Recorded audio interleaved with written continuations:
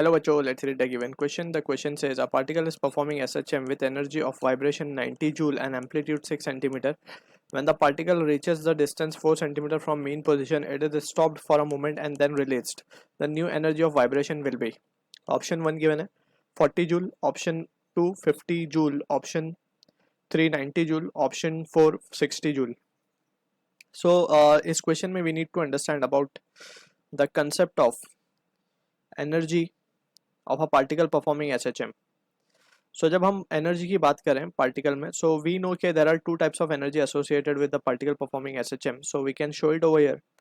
So इसका कुछ graph अगर हम देखें, so potential energy का ग्राफ something इस तरीके से होता है. Potential energy is minimum at mean position, that is at x equals to 0, and it is maximum at extreme position, that is x equals to minus a, and यहाँ पे x is equals to plus a. ठीक है.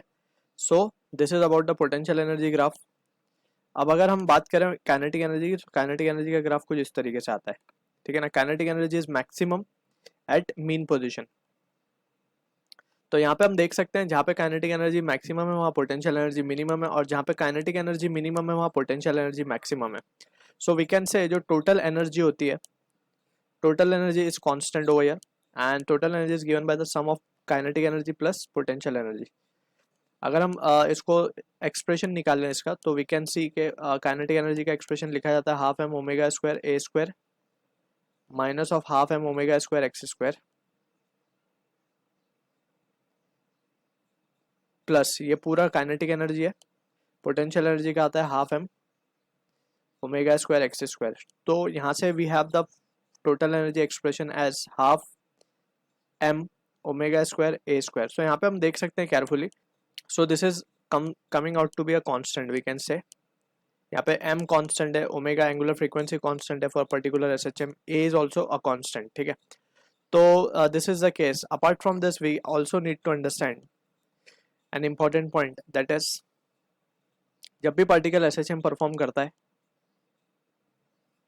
ठीक है, let's say x equals to 0, जब वो final extreme पे पहुंचता है प्लस ए पे या फिर माइनस ए पे, सो उसकी velocity for an instant become zero. Right. तो वी नो कि वेलोसिटी इसकी यहाँ पे होती है जीरो, यहाँ होती है मैक्सिमम, यहाँ again zero, because it has to change the direction. Right. उसको वापस आना है. अगर ये एक्सट्रीम तक गया तो इसको वापस आना है इस तरफ, फिर ये इस तरफ आएगा, ये कंप्लीट ऑसिलेशन होगा. ठीक है. तो यहाँ पे हम देख सकते हैं जहाँ पे वेलोसिटी जीरो है वहाँ पे we can say acceleration becomes maximum.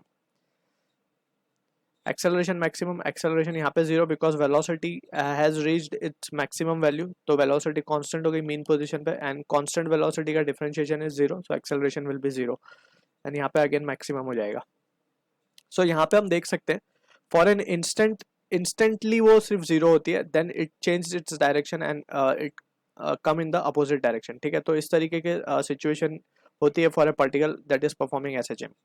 तो यहाँ पे हमें क्वेश्चन में गिवन है कि पार्टिकल परफॉर्म कर रहा था एसएचएम, उसका एम्पलीट्यूड इनिशियली गिवन था लेट्स से a1 हम मान लेते हैं 6 सेंटीमीटर, और उसके साथ जो एनर्जी एसोसिएटेड थी टोटल वो थी 90 जूल.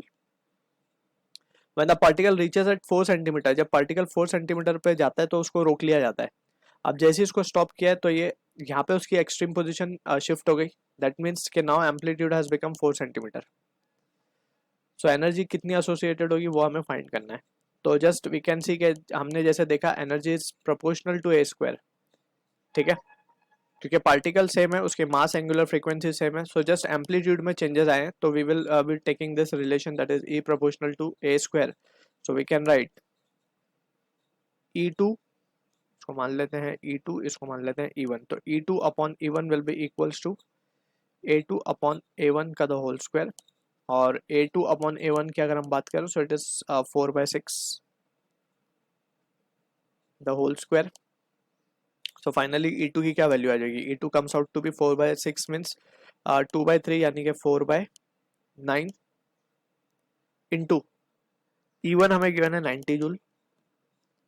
सो ये फाइनल जो रिजल्ट आएगा हमारे पास आएगा 40 joule. So this is the answer to the question जो कि मैच हो रहा है ऑप्शन 1 के साथ. I hope you understood the solution. All the best.